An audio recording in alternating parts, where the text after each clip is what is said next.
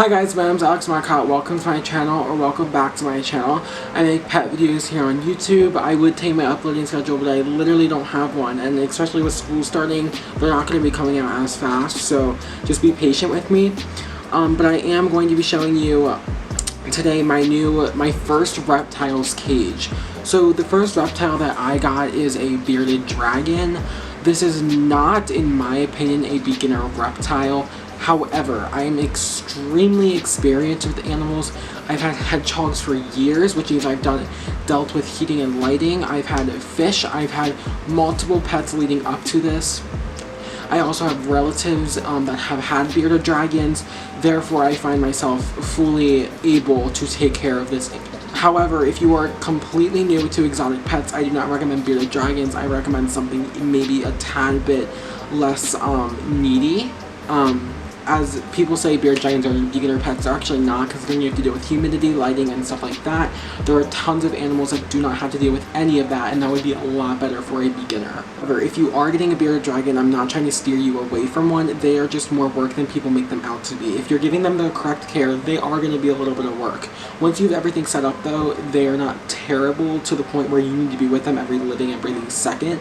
But you do need to take them out hours a day, give them the correct lighting, feed them, put in multivitamins, calcium, keep track of what they've had each day, so you know when to do what. So they are, quite difficult for a beginner. I am used to exotic pets, so I find myself completely able to take care of my bearded dragon. So I am new to reptiles and new to bearded dragons. I've done so much research, therefore I find myself able to give you guys information about the topic. Today I'm going to be going over where I got my bearded dragon, kind of how I set up the cage, and everything I did leading up to getting my bearded dragon and when I got my bearded dragon. So this video is for beginners, and you probably should watch this before getting a bearded dragon, as well as multiple other videos to combine your research into a conclusion to see if you actually want a bearded dragon, and if you do want one, how to take care of one. So anyway, without making this forever and making my intro so long, I just want to get into the video and show you guys my baby bearded dragon. And yeah, so let's get into it. Okay guys, so this is my bearded dragon's cage. I just want to say before I get into this video, I'm going to especially be focusing on lighting, just because I found that topic so hard to research when I got my bearded dragon, and I kind of just want to condense it into one little section, just so that you guys get a good idea. That is one of the most important things for bearded dragons, and yeah, and I'm also going to be telling you guys what is necessary for bearded dragons and what I added to spruce up the cage that you don't necessarily need. For first getting into the cage, I want to talk about lighting first, again, because it is the most important. You need a basking light bulb. Typically, if you're having over a 20 gallon, you're going to want a 150 watt bulb to 100 watt. So really, you can probably get away. I have a 40 gallon. If you have anything bigger than that, you're going to need 150 watt. I personally use 100 watt, and it makes the basking spot around 100, 110, which is perfectly fine for a juvenile and adult bearded dragon. The next light I have is a UVB and UVA combined bulb. This is the T5HO bulb high output. Bearded dragons need a ton of UVA and UVB to digest calcium and let them see their surroundings. So this provides both, and it is extra long and it spans throughout the whole cage. You could get a bigger one. I find this for a 40 gallon. This is a little bit bigger than a 40 gallon. It's an Terrarium in the large, but this is Zoomad T5 22-inch. It pretty much spans across the whole cage, so when he's basking he gets it, and when he's surrounding the cage he gets it.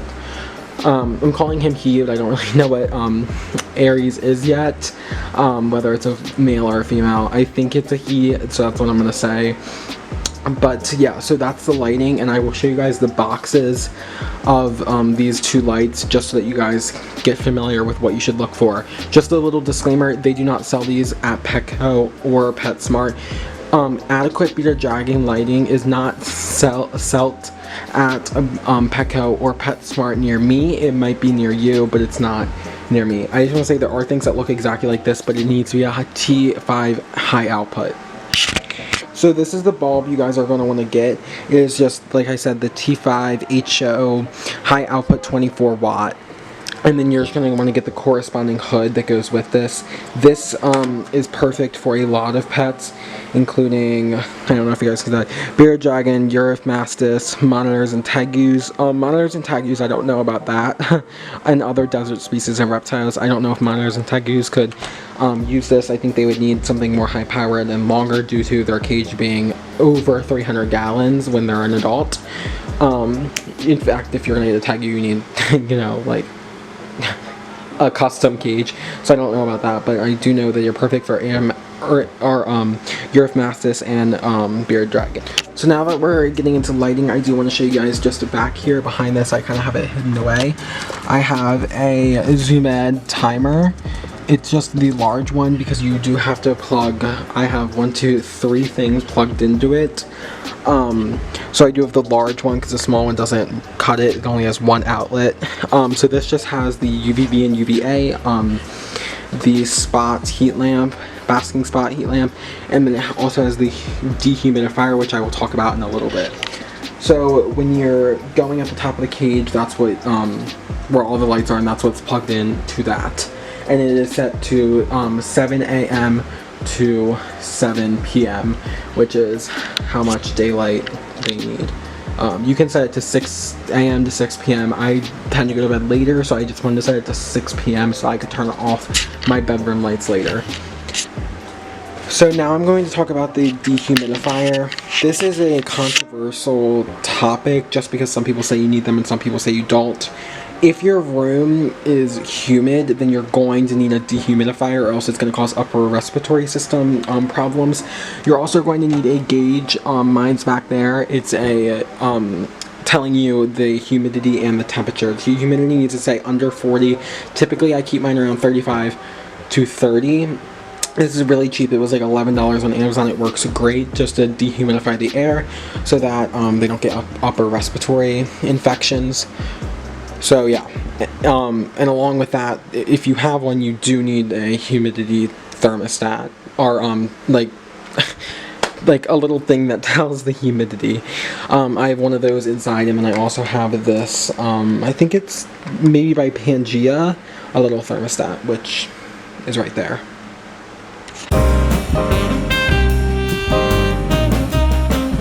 So here is the cage setup. Basically I have one log so that he can go up to his basking spot, and then I have 2 hides, one of which is really just for him to climb on, and when he's bigger he can have it just so I don't have to keep rebuying it, and then one he can go in and he fits perfectly. And then I have a water dish. So typically with water dishes, you need it depending on the size of the bearded dragon. This one is shallow so he can't drown, but he can also still drink in it and soak in it if he's shedding.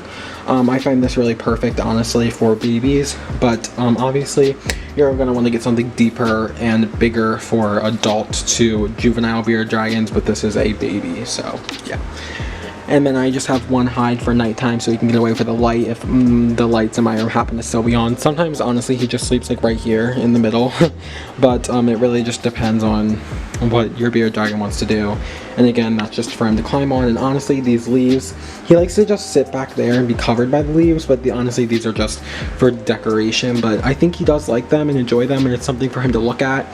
So yeah, I really enjoy putting leaves down. Also something I want to talk about, because this is such like a topic that like no one wants to speak on.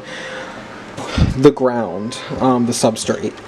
You can, in my opinion, it's either paper towels, newspaper, or a sand mat, or a cloth mat. I use cloth mats. It's easy to clean up. You just throw it in the washer with nothing, like no detergent or anything, just hot water, and it cleans right up. You're gonna have to replace it every once in a while. Paper towels are obviously the easiest and the cheapest, but I just don't think it looks good, and I like him having something to look at and closer resemble his environment in the wild. So I just thought that that was the best option for him. This isn't closing. Yeah, so that's what I thought was best. Of course, you can use something else as long as it's not sand or calcium sand. You probably can't hear me because the audio on this computer sucks. But I just want to tell you guys that I forgot to film an outro for this video, but I hope you guys enjoyed it.